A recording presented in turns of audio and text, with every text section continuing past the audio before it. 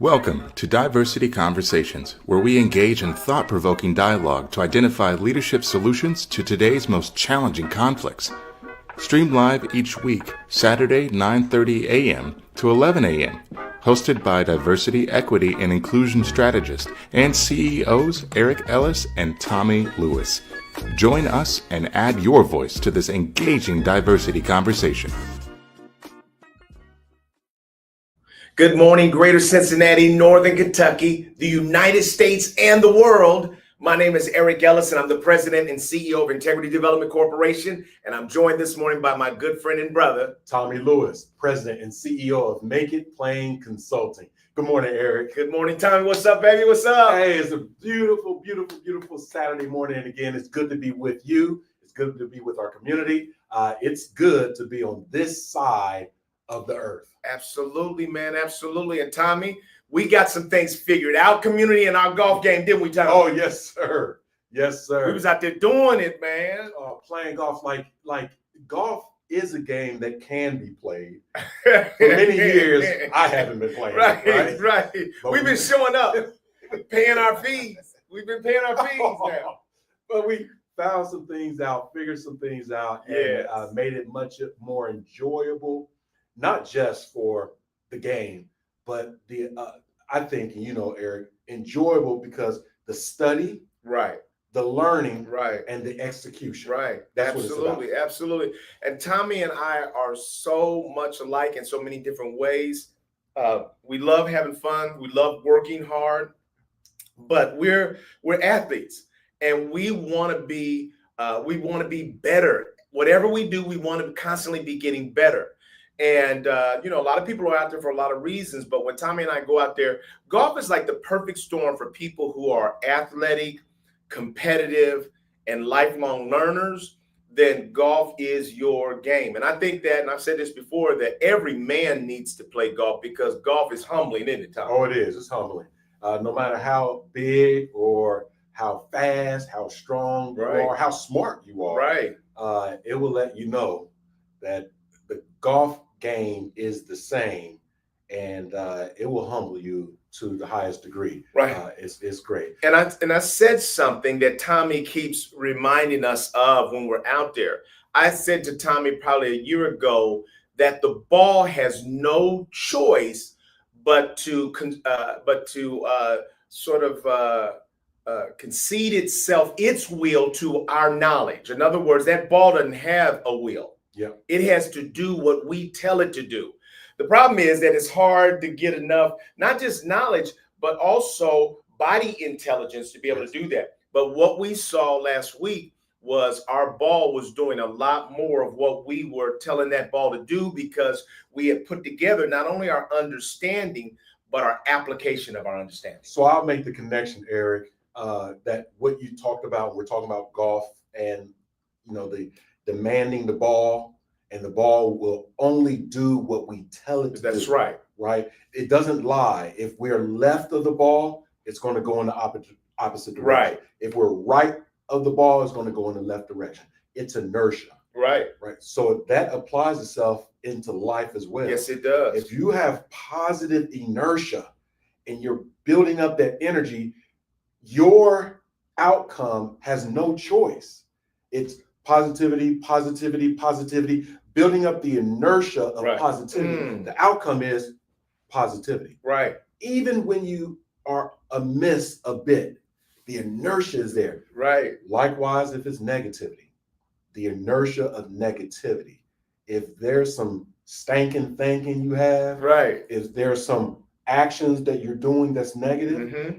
that builds up negative inertia. Mm-hmm. And the outcome, unfortunately, will be negative. So let us take the analogy of golf and what the ball will have to do, right, based on what we're telling it and our knowledge, to life as well, right? So let us treat life as something that is already there, right? And if we really study it ourselves, learn from the game of life, that's right, and then play it, it will take its course. The other thing I love is that just like life, see, golf, you've met people, Tommy, that talk a lot, that have a good talk game. Yeah. They show up and you almost can tell, sounds like you just talking. And let me see you do something. And then when you see them try to do something, you say, okay, yeah, they weren't just talking. Golf is the same way. Golf doesn't care about what I say I learned. Golf says, oh, you got a new insight? I tell Tommy now, hey, Tommy, I learned something. Tommy's like, we will see here shortly.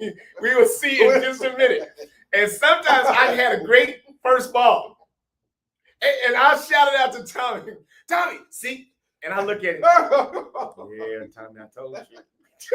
And then the next 9 holes is everywhere. And he don't look back at me, but we both know. That was not a dependable insight. Go back to the bench. He don't say all this, but this is what's happening. Oh. So I see that no time so like, yeah, I've heard this before. You got a breakthrough. Yeah, we'll see in just a little minute. Got a breakthrough, you got. And then you go quiet, and then you go social. You go quiet, then you go social. Now, anytime I got some cold tea back here. Cold tea. I got a couple of bananas, maybe an apple. Right. Hey, what about those reds? Yeah. What about how's Joe Burrow? It's all there, man. Oh. And so here's what I would say. Oh. In life, we don't want to just be out there with a good talk game.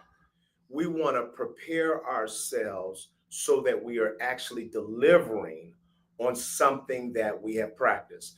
I love, and then Tommy, I'll ask you, we're going to change our opening just a little bit and talk about what are the two, one or two sort of consequential conversations that you heard or took part in this week. I'll say for me, one of those is, my son Eric is working in car sales and doing a good job. But there's a gentleman at his that works there that's an older gentleman. And Eric said he's a phenomenally gifted car salesman. And he's trying to help people out. And many of them, a lot of the young people are so, I know it, that they're like, I don't need your help. That's that talk game. I got this. Right. And Eric said that I'm just an understudy. I'm telling him, he said, Daddy, I study him. He says, and first of all, he works hard. He comes here early. He stays late. He digs in on this, but he's got some gifts around sales. He said, so I've just become like his little mentee. Mm. You don't hear that often anymore. Right. And I'm so proud of him from leaning into somebody that knows more. And he's eager to learn from him, to compliment him honestly. And it's paying dividends for Eric in his business. Yeah, that's a good word, Eric. Thanks for sharing that pivotal conversation. And these are conversations that we have daily, weekly, monthly. And I love the change that we're having in our approach with our opening with, what conversation would stay with us. For myself, I was asked yesterday, working with the institution by a young man who was part of the team. He pulled me away in the hallway and he asked, what does discipline mean to you? And he was very straightforward. Right. That's all he said. Right. I have a question. What does discipline mean for you? He's looking me in my eyes. I was looking him in his eyes. And I struggled a bit, Eric, because I consider myself disciplined. And I struggled with describing who I am through the lens or behavior of discipline. So I end up landing on kind of the dictionary definition of discipline. And when it was coming out of my mouth, I was like, that's not it. That's not it. I am disciplined. That's what I was working through. Like, what is discipline? How do you define discipline? I was going to say, it's me. Right. Yeah. And I'm getting ready to say it too for you. Yeah. So I see discipline for Tommy Lewis as the consistent application of principles and values. Oh, that's what I see it. Yeah, Eric. That's who you are. The consistent application of principles and values. You're constantly, that's just natural for you. Yeah. You don't have to go home and do no homework around it. You line things up around your values and the principles. And so you're filtering everything. There's a discipline in you to do that. I appreciate Eric. As you were saying, I'm taking a look at our community. Our community, thank you, T. Cooley, right? Right. The right question. Woo! Folks coming in, right? We say consistency, commitment, right? As you were talking about that consistency.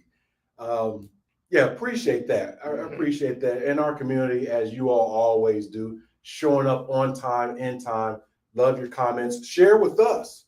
Right. Those pivotal conversations or a pivotal conversation that you had this week. We also would like to remind you, as always, to like and subscribe to the show. And at any point in time, take a look at our website, right? integritydev.com for Eric Ellis and MIPCLLC.com for me at Make It Plain. And I want to give another critical conversation, consequential conversation that I had yesterday with Judy. And so Judy and I have a dance that we work in the same field. Judy is brilliant, and I would be the absolute first to tell anybody how brilliant she is. And sometimes when I say things to her about what I'm doing, it'll remind her of something else that has been written about it, and it feels like she'll step on what I just said to jump to some insights. And so if we have squishy spots, and everybody in life, you have to recognize that you have squishy spots inside of you. Yeah. For me, I'm ADHD. So when I was a kid, I didn't think I was very smart. And so, because I couldn't read through things, I had to start over reading it. I finally learned that I actually love reading things that I'm interested in. But what happens, though, is as you become adult, you still have that squishy spot of somebody believing that somebody might be saying that you don't know enough. And so that's part of my reaction. But I've worked on suppressing that foolishness in order to benefit from the well of wisdom that Judy has. So yesterday we were talking about things, and I was telling her that I was looking at some research around how to make things a habit. Because as we work with all these different clients, it's not about what we teach them. It's about ultimately what they turn into a habit. Right. So I was telling us, I was doing some research around this, and I said, it's not really 21 days. So you don't want to do something for 21 days and now it becomes a habit. It's actually 66 days. And it depends on all of what you're doing and what we're talking about. And so there's a lot of factors there. But 21 days is a good place to start if you want to give people sort of a short-term goal around behaviors that they can practice until it becomes a habit. But then Judy said something, Tommy, that built on that. She said, we have found that one of the best ways to get managers and leaders to do things is to tie it into something that they have to do on a regular basis. So when they have to do sort of interviews, then the prep for that interview is the drop down of the skill. Yes. And so they have to practice it before they even do. So look at the things that they're required to do and tie your thing. I said, oh my goodness, that was huge. Yeah. So for me, that was a pivotal diversity conversation, because you and I are tired of seeing us teach people things that once they get to the workplace, they put them to the side and they go back to their standard behaviors. That's not really benefiting the company, and it ultimately is not benefiting us as consultants. Yeah, that's a good word, Eric. I was processing that, looking forward to applying. Yeah. Right, connecting. But that's good word. That's a good word indeed. Right. And so what we're going to do today, we had such a powerful conversation last week, and you all were fully engaged in that conversation. And so this week, we're going to continue Be the Change Part 2. And so, Lydia, if you bring our slides on board, we'll start here. Be the change. As many of you know, this is a concept, be the change you want to see in the world, a concept that was initiated by Gandhi. And some people say, well, people attribute it to him, but there's not a true record of that. But certainly the principles that he talked about were really taking accountability for not just complaining about what you see in the world, but doing some things that you want to see happen. And so as we look at this, we've got some points that Tommy and I put together that we want to share with you. The first one, we talk about personal responsibility and integrity are essential starting points for social transformation. The number one thing we want to say, we talked about it last week, was lead by example. Tommy, what does that mean? So actions speak louder than words. And so when people see us and they engage with us, be human beings, just like when we were brought into this earth very early on as newborns, as infants, as toddlers, we are literally mocking or mimicking what we're seeing. We can't process what we're seeing or process what we're hearing, but we can process what we're seeing. And so if we model what we would like the world to be, if we model what we like our life to be, it will gain inertia to move in that way. And other people can and will see what we're doing. Right. And many times what they see consistently, Eric, will be the truth versus simply telling someone about your truth or about what X is, telling them. And many times if you keep telling people and they're not seeing it, they don't believe it. Right. Even if they see it once or twice, it's not consistent.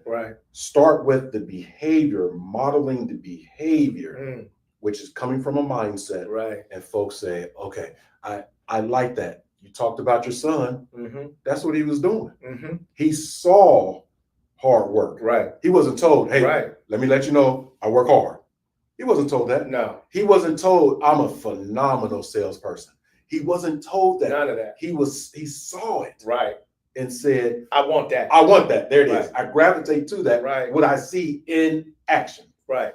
And what I love about that, Tommy, be the example. What I like about that is the humility it takes to see somebody doing something. And there were a lot of other people that saw that. And most of them said, I don't need that. Don't bug me. Don't make me try to do your work. Eric looked at it and said, man, I see some huge value in that.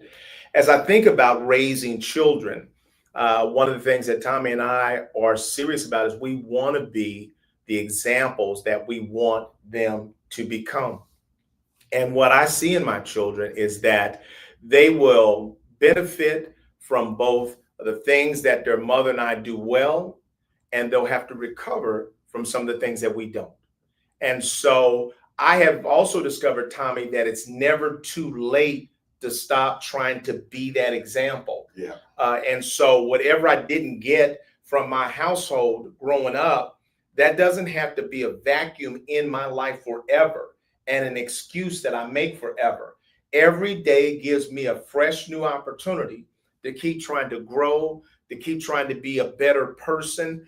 And I feel like the older that they've gotten, it's important now to take away all of the parental mystique and all of the just modeling, fake modeling.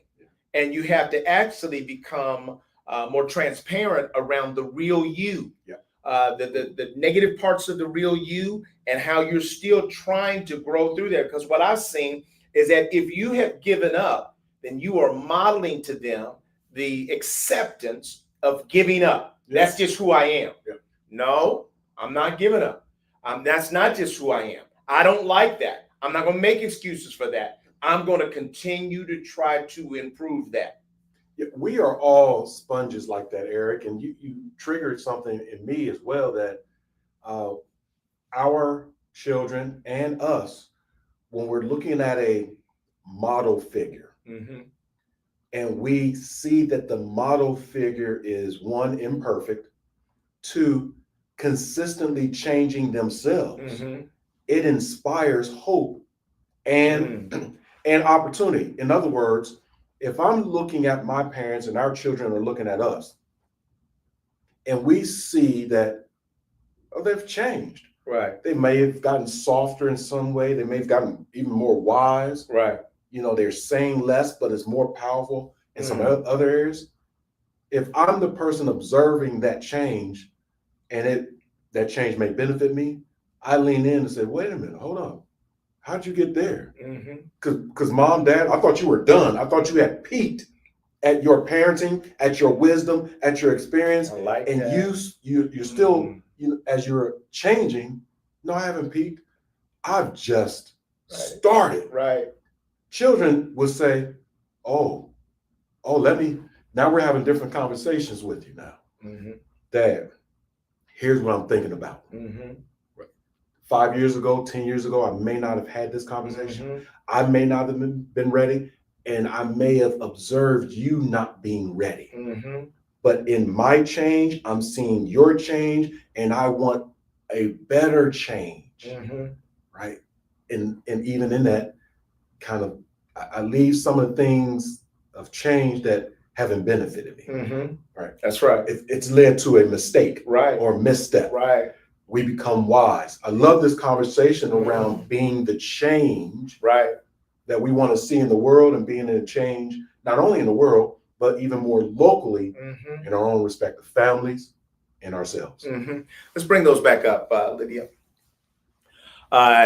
If you want justice, act justly. If you want inclusion, be inclusive. If you want honesty, practice honesty. Change starts with you modeling the things that you want to see. And what I see too often in the world is that too many of us are looking for things to come out of others that we're not willing to do ourselves. And it's one of the challenges that when I work with clients, Tommy, it's one of the challenges that I throw at the learners. Because a lot of times it's easy for employees to sit back and say, management's just they're not being fair. They're not doing us right. They're not respecting us. But then it's okay for me to disrespect my coworker, to talk about my coworker. I'm saying that you've got to ultimately try to do the things that you want, that the philosophies, the principles, the actions that you want to see in the world that are positive. You've got to start by moving the boulder, the rock that you have the most control over, and that's you. And Tommy, that's exciting for me every day, because if I think about it that way, I can begin to experience what I'm looking for in the world by being it. In other words, I don't have to wait for somebody else out there to do it, as I just change my part, as I do my part. And I'm thinking about that right now, Tommy, as I begin to do my part, then it then has a change. It influences the world because I've shifted my own self. Yeah, Eric, I'm challenged a little bit, E. I'm challenged. Right. You're hitting a nerve with me. And so is it more important, critical, or realistic to change oneself versus attempting to change others?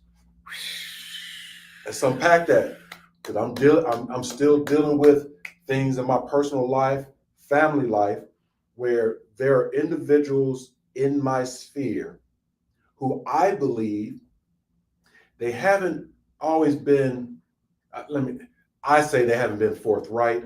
The reality is that they simply haven't told me what I'm seeing. The family dynamics have changed. There are certain people that are around, there's certain people that are no longer around. And for years, I'm talking about 5, 6, 7 years, and I've been quiet because I'm at the house like, what happened to my man? Right. And the other folks who are still around, they haven't told me what happened. So in me, I start to act some type of way. Because I'm like, you all should be telling me what I'm looking at and what you all looking at that's missing. But what I just heard you say is taking care of self. I'm paraphrasing. So I think today, Eric, in this situation going forward, I'm going to change my attitude in my home when I have my friends and family over. Right? Yes, sir. And that it's not my duty or responsibility to tell other people that they have to tell me what we all see. Because that's what I was doing. Tell me that I'm not seeing the person here anymore. Right. That's not my responsibility. I need to be smarter and say, they're not here anymore. That's all I know. And and the family members probably like, yeah, we're not here. They're not here. I don't want to convolute it here, but that was helpful for me because I had been holding something against them that they need to change to appease me so that I can change and be happy in the environment. I'm saying I need to change to be happy in the environment. That's right. Let's look at what Roger said. Roger says, when you're green, you'll grow. When you're right, you'll rot. You'll rot. Stay green. And so what we're trying to do, Tommy is saying it here in another way, be green, you'll grow, be positive.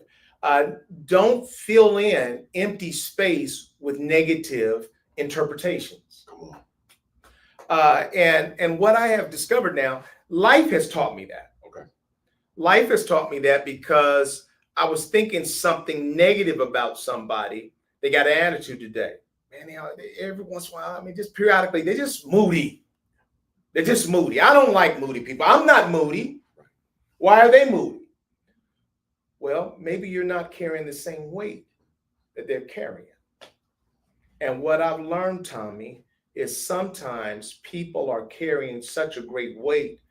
Sometimes they don't show up because they're embarrassed about what life is doing to them right now.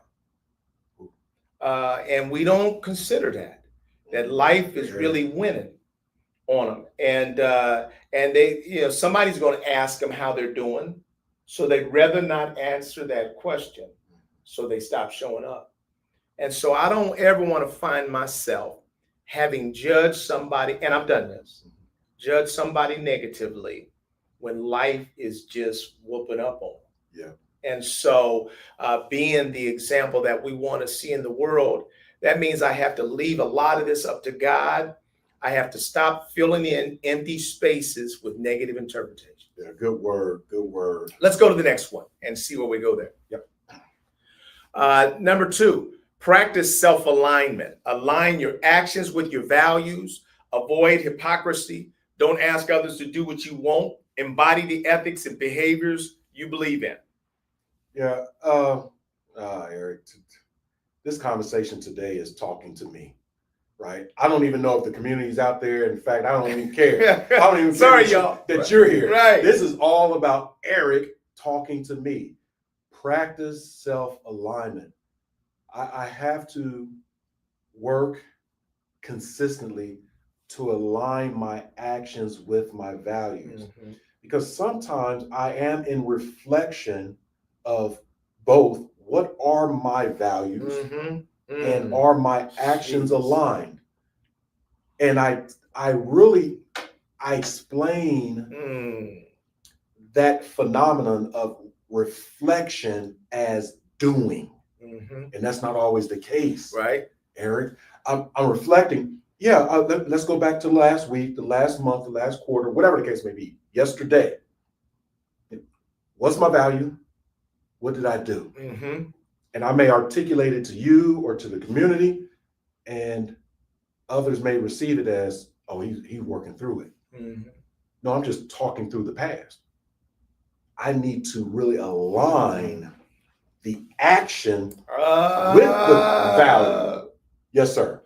Right. So community, we are saying some things to you because Almighty God is saying things to us. And I want to challenge you in this way. I want you to write down what are your most celebrated values, the values that mean the most to you. I want you to write those down. And then I want you to look at the actions that you're taking on a daily basis and ask yourself, almost keep a score of how often you are acting in ways that are consistent with your values. Here's what I want to say to you. that I got some good news for you. The good news is this, that when we act, when we have the right values, in other words, let's start there, the values that come from the Almighty from my perspective, the values that come from the Almighty, when we have the right values and we are living and behaving in ways that are consistent with their values, there is no choice. Life has no choice but to give you joy and an overcoming experience. In other words, I believe that right now, today, you can change what's happening in your life by simply looking at your values, making sure that they're coming from the right place, and then trying to make sure that your actions are lining up with your values. And the reason why I'm going to ask you to do that personally is because we're losing so often at that might not be something that we want to share with everybody. Right. But I think the last frontier of freedom is in your brain, in your mind. There's no need to lie to yourself. Right. Really identify, and I'm going to do this myself, and I can tell you right now, I know that I got a mixed report. Yeah. Mm. Yeah. That's just what it is. I got a mixed report. And what I hear God saying is that as you begin to really quantify that, like when you're on a diet and they tell you, first thing they do, Tommy, is ask you to take inventory on everything that you're eating. Yeah. Write it down, because you can't see it. You don't understand actually how you're behaving until you start capturing and writing things down. And so that's what I'm asking us to do here, is to really write down our values and then the actions that we're taking. And I'm saying, here's the prize of it, that this is not something I'm asking you to do so that you'll feel guilty. This is something I'm suggesting to you that as you align those two, that you will gain overwhelming joy in your life and success. Spot on. Spot on. What has T said to us? T Cooley. Let's bring T Cooley up again. Hey, coming from California out west where it's best. In fostering care out here in California, sometimes their rules are not realistic. How do you deal with realistic change? How can you be the positive change? Right? And so how do you deal with realistic change? Right. I don't want to minimize this, T Cooley. Realistically. Right? Deal with realistic that's change. Interesting. Oh, I like that, Tommy. Realistically. Wow. Jeez. And so that could be direct, right? Here are the facts of the change. Right. Here are the even perceptions of the change. Here are the feelings of the change. Right. Oftentimes, people do not fear change. They fear loss of control, loss of how things used to be, loss of familiarity, loss of direction, right? Which creates ambiguity and uncertainty. Right. And so when there is change, the realism of change, it's let's back up to unpack the loss that you may be experiencing from that change. The loss is, I had a family over here. I don't have a family. I didn't have rules that I had to abide by. Now I'm with you in you call it a home. I just call it a bed, right? I had to deal with that. And you tell them, no, this is your home. Double down. They come back. And the change is now. That's what's happening now. Right. As well as the change that we may create in the future. We cannot go back in the past, although we reflect. Right. And so realistically, what can you control today? What resources and or assistance is available to you today? Are you ready to change? Right. Are you willing to change? And can you accept the change when it does happen? Right. And I would say, Terry, we're going to ask you to give us even more context. I'm going to respond to what I'm seeing here and what my brain is interpreting you to be asking. I talk to Terry all the time, and so I know that Terry is a phenomenal foster dad. I think he's got 4 boys now that he keeps, and he takes the most difficult to care for young people that have multiple problems. They're on the autism spectrum. They've got discipline issues. Many of them have been moved from 10 to 15 different homes, and now they've arrived at the door of Terry Cooley.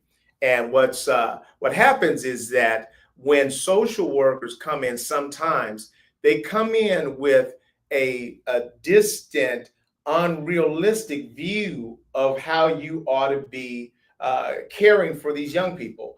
Many of them have not done the job, certainly haven't done it successfully, of meeting the needs of 4, hard to place young men who have a lot of problems. They've been sort of disconnected. They've been, left behind. And now they're in the house of T. Cooley. And the way that he, sort of controls his house, it's with love, it's with laughter, but it's with discipline. And everybody understands who the king of the house is.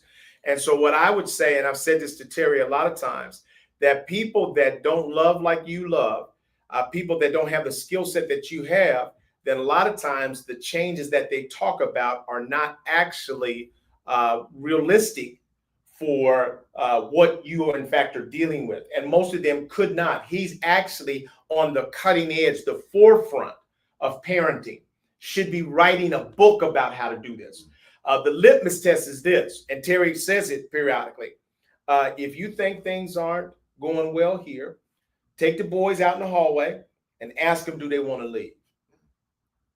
Tell them you want to take them and place them somewhere else and see what you get. And so what I see is that these boys, no matter what, they know they have deep, deep love. And so part of what I'm hearing you say, how do you deal with realistic change? The realistic part is what we're talking about. And sometimes you're a better gauge of that than people in governmental structures. Yeah, I think this is a great question too. And the second part of the question, how can you be the positive change? Mm-hmm. I would think that oftentimes T. Cooley, Eric, you, myself, others in the community and in the world who are interested in bettering other people, other systems, other cultures, whatever the case may be, creating positive change. Mm-hmm. I would say a little bit of caution. Okay. The caution is that your view, your aspiration, your expectation might be different than the person or the people that you're working with, that you would like to see positive change. So how can you be positive change? By allowing the person that you're working with, you're engaged with, right, to make their own incremental changes in the positive direction. So you may be stuffing the ballot with great ideas, great suggestions, wisdom, experience. You may be stuffing the ballot with that person, but if they're not receiving or not even voting on your recommendation, then it's a negative change, right? For you, it's like there's no change. But if the person says, I'm going to take one step toward what you're saying, they're winning. You're in the same place. You're providing opportunity or positive change to the person. You haven't changed, but if they take one step, that's their step. You have created positive change. And then once they take that one step towards you, you know, oh, I got more. See, he's giving something. He's so giving something. 2 or 3 steps, and then boom. And we know that we take 1 step forward, 2 steps back, 3 steps forward, 4 steps back. We want to get into the 4 steps forward, 2 steps back, 5 steps forward, 1 step back. That's what we do in golf. We want to progress in our learning and execution. But it's like this. Positive and what change. I'm hearing Tommy say is this, T, and I know that the deep love that you have for the boys supersedes everything. And you have high expectations of the adults.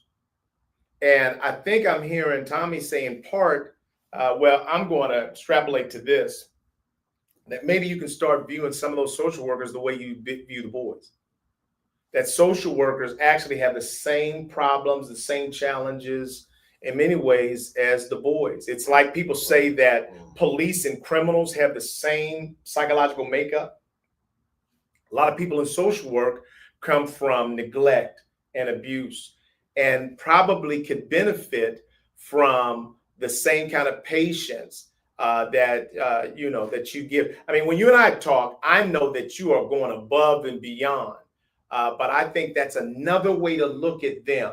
It's not just they're supposed to be on your level and be working with you in partnership with you for the good of the boys. That's the way, that's your expectation. I think that's a reasonable expectation.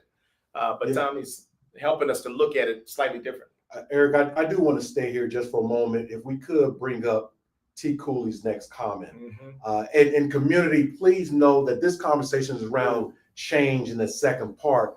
But T. Cooley, obviously, we respect, we love, etc. He's sharing a case study that I would like to invite the community not to only listen and learn from this case study, but how do we apply the skills and abilities to create change through our own case studies.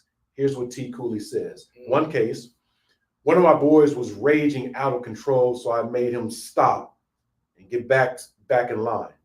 I was told by the social worker that I should have told the kid to look at that big bird and that would make him stop. Without knowing all the context, here's what I think. I think that oftentimes we have professionals, we have maybe well-intended people, maybe not. All of us take shortcuts because it's easy. And sometimes taking shortcuts leads to bad and inappropriate advice. And sometimes shortcuts really creates cognitive dissonance as well as physical distance. We don't have the proximity to the real issue.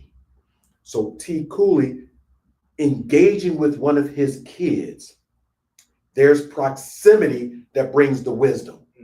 Someone from afar, what I would do, I would have told him just look at the big bird and it'll go away.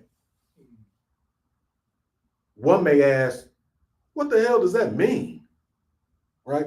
Another person may say, that person's disconnected. Right? There may not be love in their heart for the work.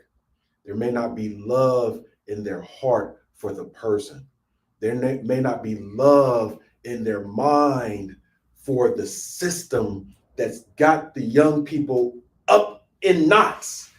And so T. Cooley is saying, how can there be positive change when there are other people, maybe a system that is literally working against the cause of positivity?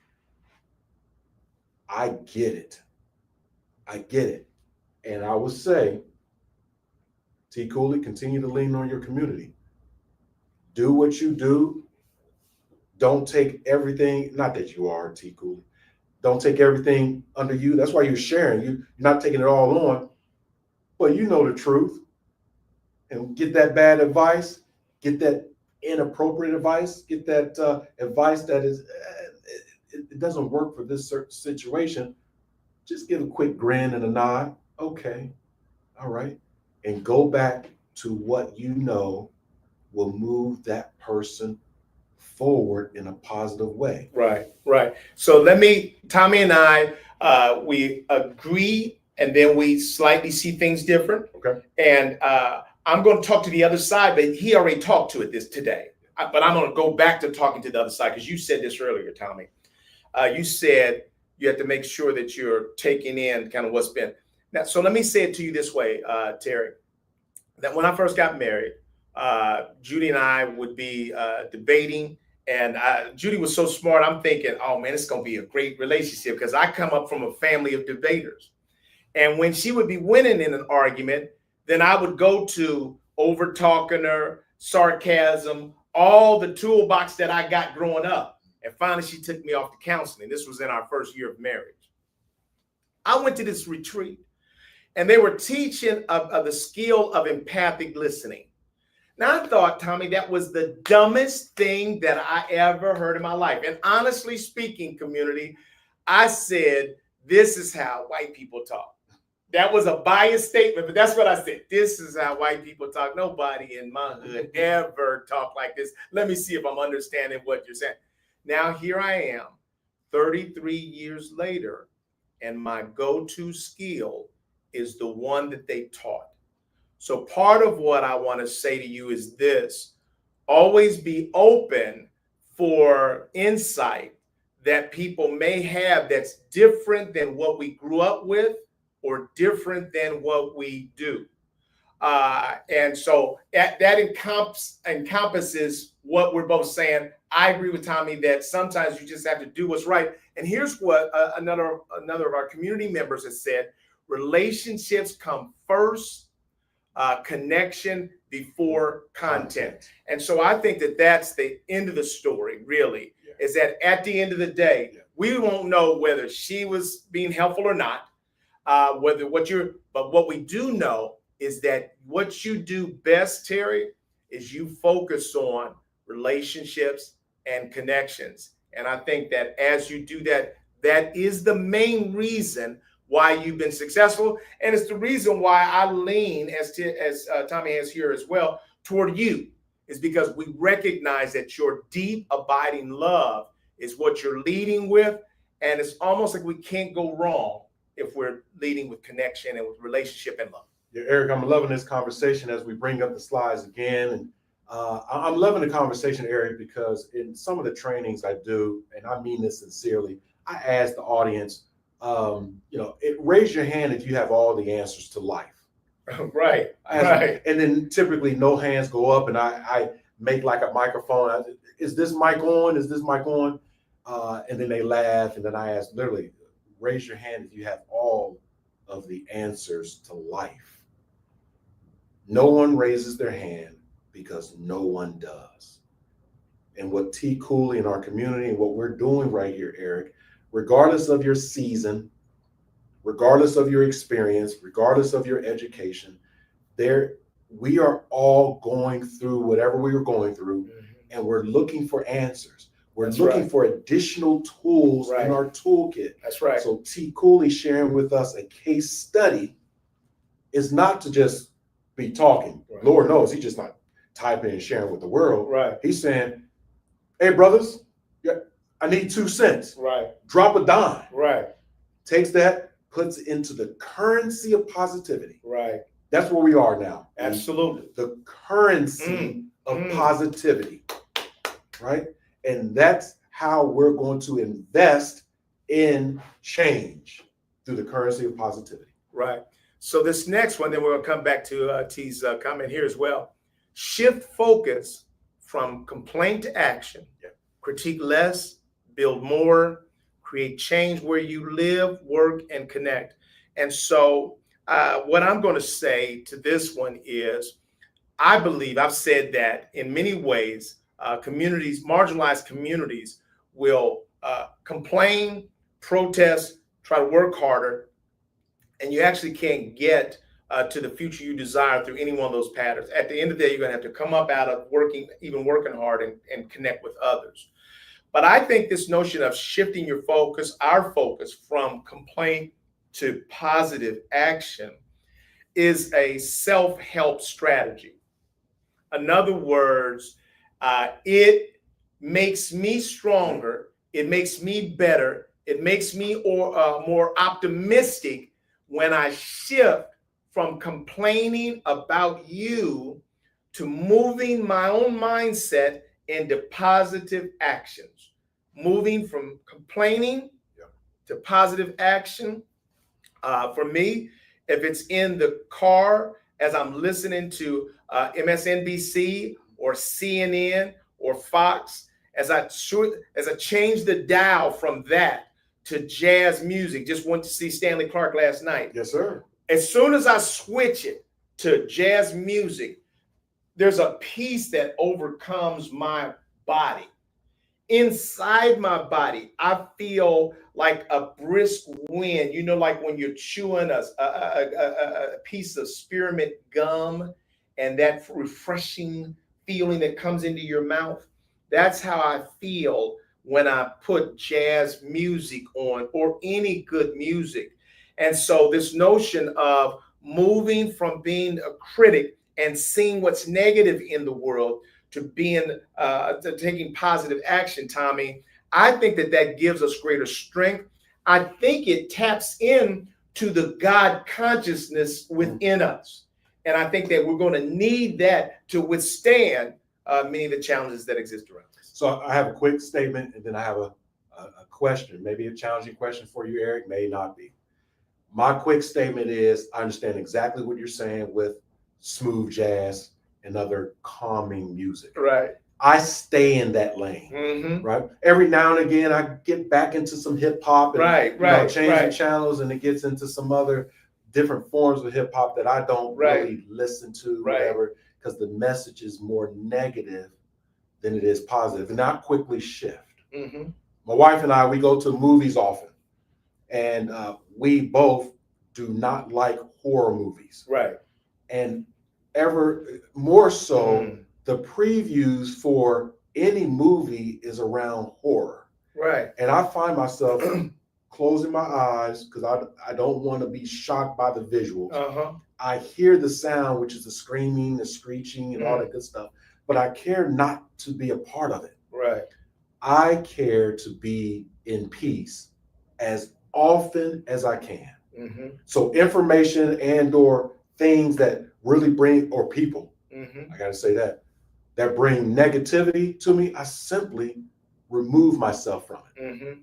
My question to you is, as you're talking about turning the dial from one station to jazz, what drives you back to going to returning to that station or that piece of information that may again make you need to go to jazz to have peace?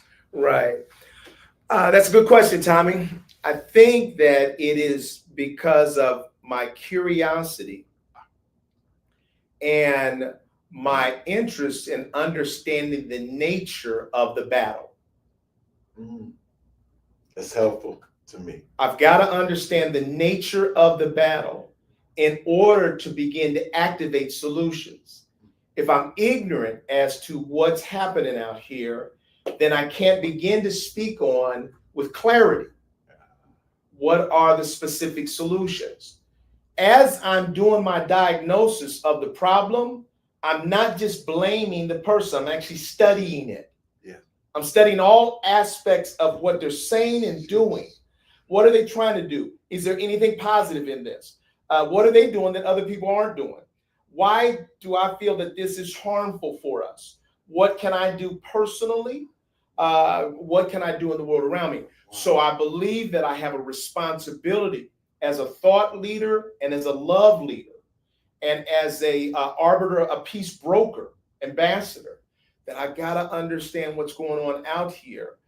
So I'm not allowing that to fill my tank with negativity. I'm only filling my mind with understanding so that I can begin to problem solve around it. And I believe that I have a responsibility to problem solve. I also have a responsibility to love. And to, as I'm looking at the person, to study them in ways that all critics aren't studying them. I'm studying Trump and I see the little boy in him. I see the little boy that was left behind. I see the businessman that failed a lot and people laughed at him. I see all of that. And so I can begin to pray for that and to even empathize with that. And as God softens my heart to that, he gives me richer solutions and the ability to be credible with his supporters. Profound. I am crystal clear, my brother Eric Ellis, on your bringing up the topic of Trump, the administration, world, national, and local problems. You are a problem solver Come on now. And you have to be well informed, left and right, to find true north and center. That's right. Because you are a collaborator, you're a harmonizer, right? With no fear of going into the negative side. That's right. Because you're in there doing research. Solid and anchored in your values. Right. Not wavering. Oh, I'm learning from you, Eric. Not wavering. No. You're in the storm, like, let's look at this storm. Bingo. You're in the hurricane. You're in the tornado. You're the scientist. Right. I'm a storm chaser. A storm chaser. You are the paramount, Eric. I'm deeper respect for you, man, of a social scientist. I consider myself a social scientist, right? There are legitimate social scientists, but what you just unpacked was you constantly get into the eye of the tornado. That's it, Tom. And throw your little tools up. That's right. And bring back the data. Right. And you crunch That's it. Right. That's right. And you inform everybody. That's I see a couple of clouds. Yep. Yep. That's a storm, or it's Right. going to rain. No. That's not rain. That's a tornado. And here is how you get safety, comfort, and love. That's what you're doing. You are providing safety, comfort, and love for those who are hunkered down in fear of the tornado. That's it. Thank you for integrity development in Mr. Eric Ellis. I appreciate that, Tommy. I've never thought about it in terms of being in the eye of a storm and throwing up all of those tools that they have. I love that. I'm going to have a picture done of that. Terry, I'm going to have Michael do that. I love that because that's exactly who I am. And when I'm in the storm, I'm in there as God's representative. I literally am right there in the storm as God's representative trying to diagnose. And when I'm trying to tell the average person about it, it sounds like a common person. It sounds like a person that's being overwhelmed by it, a person that has allowed it to consume them and defeat them. It's not consuming me or defeating me. I'm there with a purpose. Jesus. Got to say this, E. Jesus. I know we're coming to a close. Look, I was going to say this earlier. I'm going to say it now. And now the Spirit of God is in me. When I know of Terry Cooley primarily through you, and I trust him. I understand he's a big man, right? I am 5'11" and a half, right? I'm close to 6 feet. That's right. 200, 205 pounds. I'm a smaller statued brother. But I'm telling you today, and I was going to say it earlier, when I talk with T. Cooley and I hear from him, I literally feel big. Right? And it's a crazy feeling, but I'm a big man. When T. Cooley comes in, as soon as I see his name, I get all big inside. Like I'm that guy. Right? I feel positive. I feel strong. Right. I feel big. Right. With you, Eric, I feel protected. There are certain fights that I'm squeamish and squishy about getting into.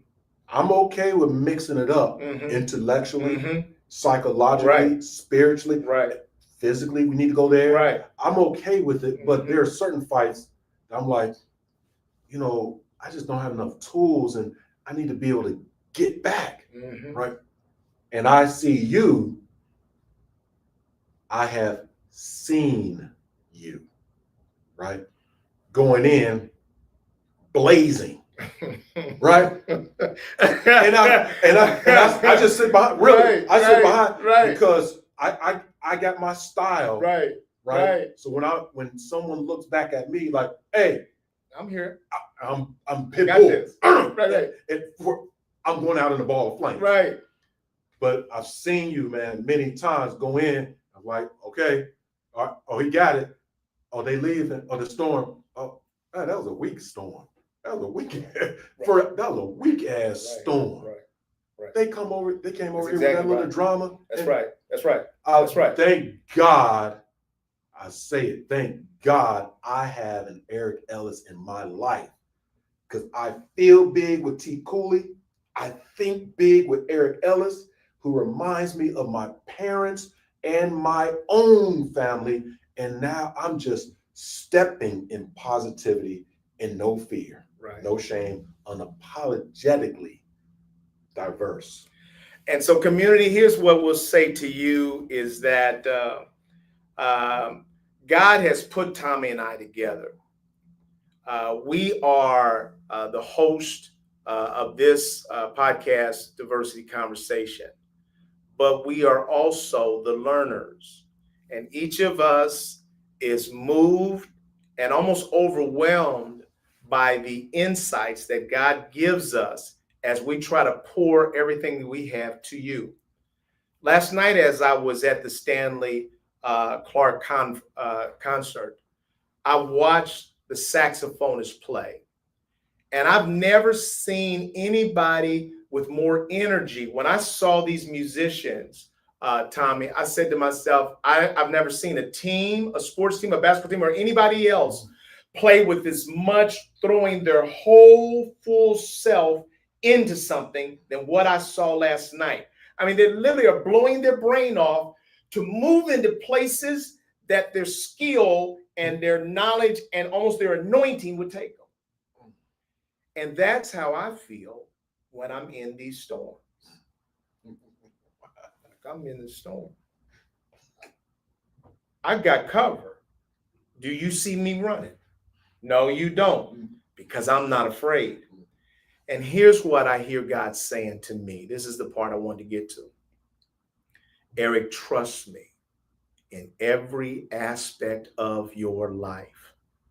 Let me be that calming force.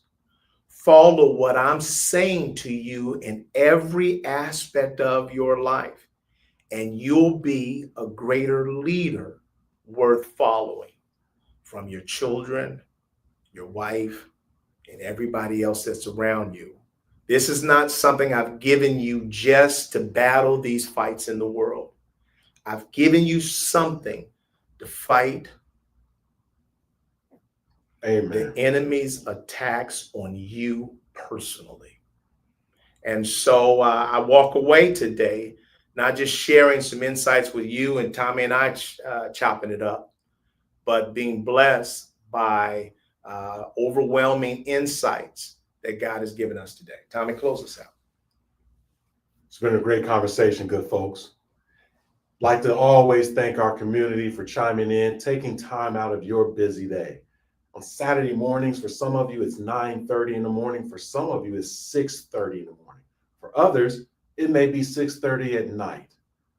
Thank you for being who you are.